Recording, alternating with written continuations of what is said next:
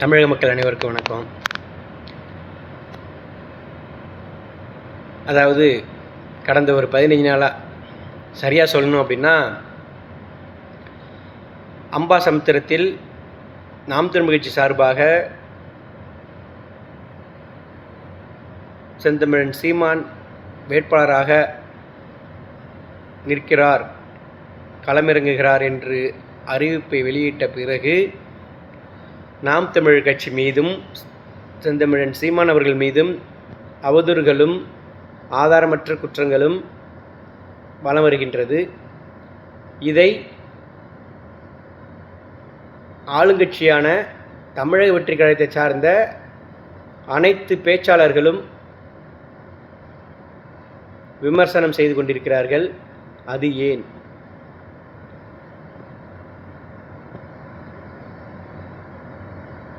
தமிழகத்தில் 2 மாதங்களில் சட்ட ஒழுங்கு சீர்குலைந்துள்ளது.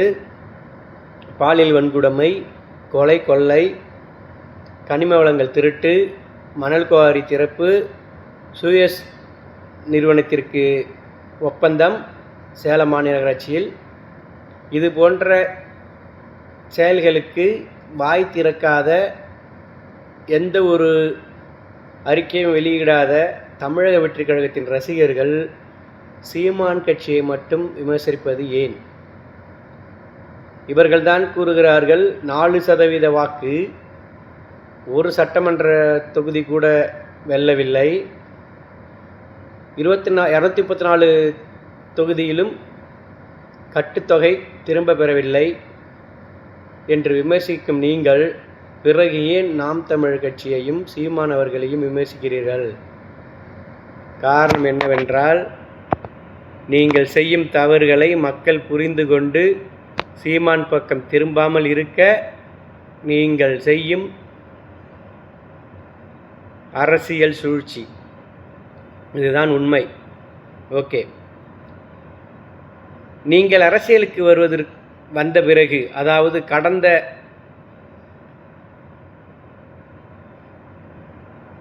ஜனவரி, பிப்ரவரி, மார்ச் 3 மாதங்களில் தேர்தல் பிரச்சாரத்தின் போது விவாத மேடைகள் நடைபெற்றதில் தமிழக வெற்றிக் கழகத்தை சார்ந்த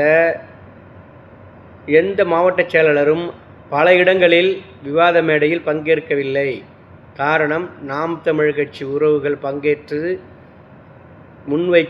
முன்வைக்கப்பட்ட கேள்விகளுக்கு பதில் கூற முடியாமல் திணறியதால் கட்சி தலைமை விவாத மேடையில் யாரும் கலந்து கொள்ள வேண்டாம் என்று அறிக்கை வெளியிட்டது.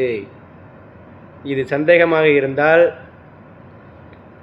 பழைய செய்திகளை நீங்கள் கூகுளில் சர்ச் செய்து யூடியூபில் பார்க்கவும்.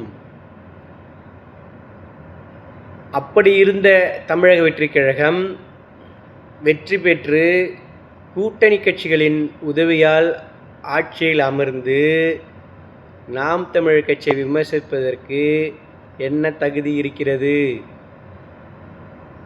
மீண்டும் சொல்கிறேன், நாம் தமிழர் கட்சியை விமர்சிக்கிற என்ற பெயரில் நாம் தமிழர் கட்சியை வளர்த்து விடுவதற்கு மிகவும் நன்றி.